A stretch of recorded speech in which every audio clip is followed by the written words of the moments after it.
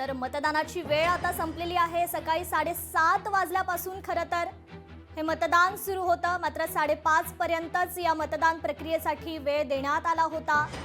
अनेक ठिकाणी खरं तर बोगस मतदानाच्या घटना घडल्या, अनेक ठिकाणी राडे झाले। मात्र आजची वेळ आता मतदानाची संपलेली आहे। उद्या मात्र निकाल आहे।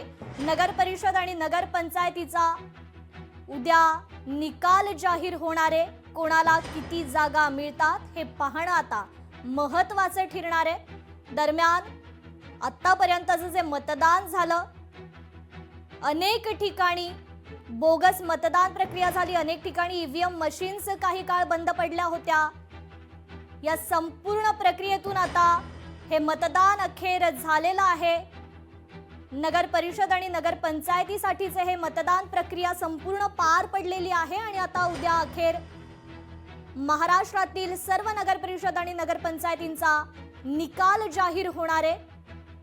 खरं तर काही नगर परिषद आणि नगर पंचायतीमध्ये काही उमेदवार हे बिनविरोध देखील निवडून आलेले आहेत।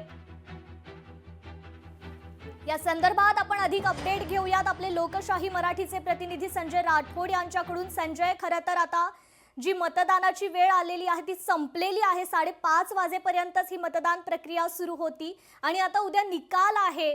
कार्यकर्त्यांसह, नेत्यांसह, उमेदवारांसह सर्वांचीच धाकधूक वाढलेली आहे।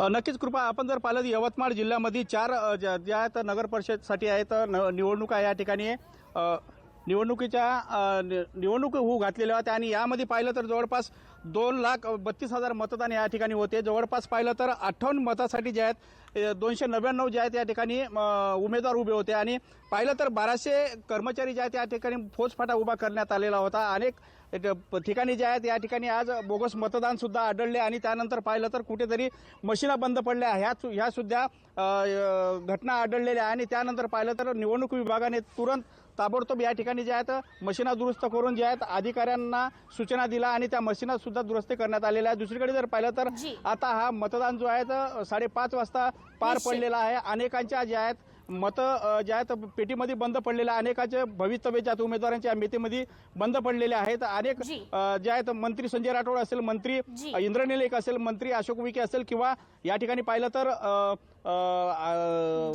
बोगे जे आहेत या ठिकाणी माजी मंत्री असेल त्यांचे आम्हाला लक्षात येतोय। तुर्तास धन्यवाद आपण दिलेल्या या अपडेट संदर्भात। लोकशाही मराठी ऐका, पहा, जागरूक रहा।